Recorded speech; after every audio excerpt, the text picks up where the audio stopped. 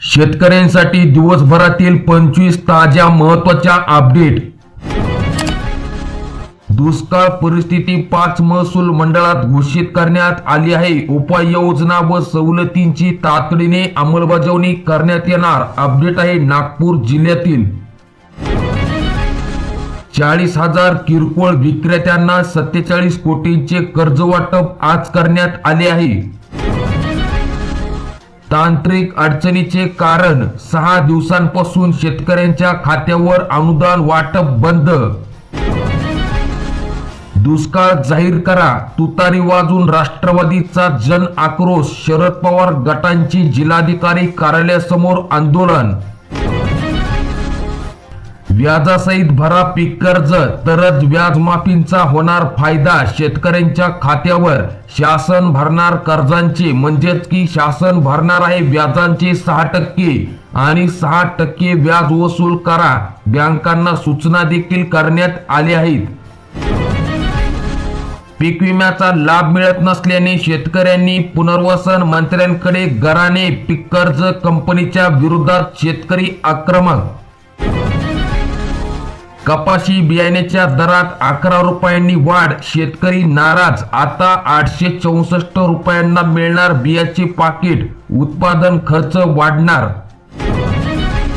शाहूकडून उशिरांच्या ऊसाला प्रति क्विंटल 3,400 रुपयांचा दर। उशिरा ऊसतोड अनुदान योजना जाहीर। अंगणवाडी ताईंच्या समस्या सुटणार, कामे होणार स्मार्ट। 3,000 अंगणवाडी सेविकांना शासनाकडून मिळणार मोबाईलचे वाटप आणि मोबाईलचे वाटप हे सुरू करण्यात आले आहे।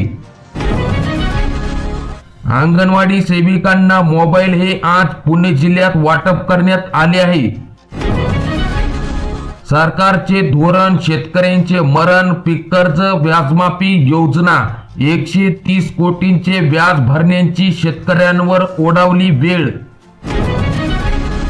जुन्या वाहनांनाही मिळणार हाय सिक्युरिटी नंबर प्लेट, अधिकारी म्हणाले 5 वर्षांपासून प्रस्ताव मंजुरीच्या प्रतीक्षेत।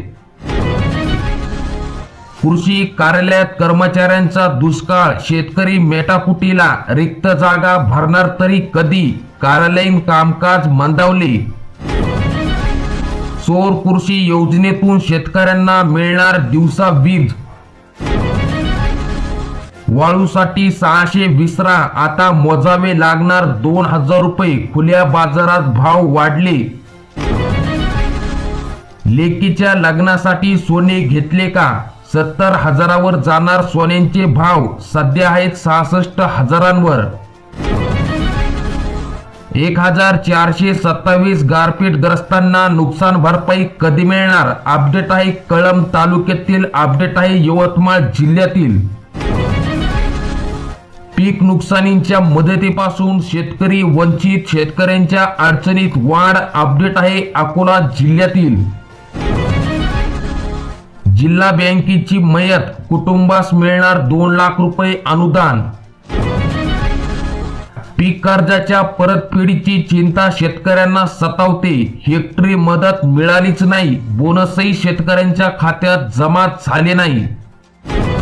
घरावर आता सोलर बसवा, 78,000 रुपये अनुदान घ्या। वीज बिलापासून मुक्ती मिळवा आणि उरलेली वीज महावितरणाला विका। आता 80 वर्षांपुढील वृद्ध आणि दिव्यांगांना घरूनच करता येणार मतदान। घरबसल्या टपाली आणि मतपत्रिका मिळणार।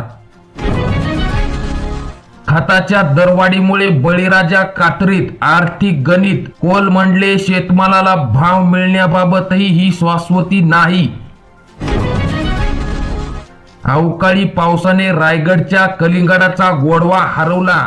फळांचे दर वाढल्याने ग्राहकांना फुटला।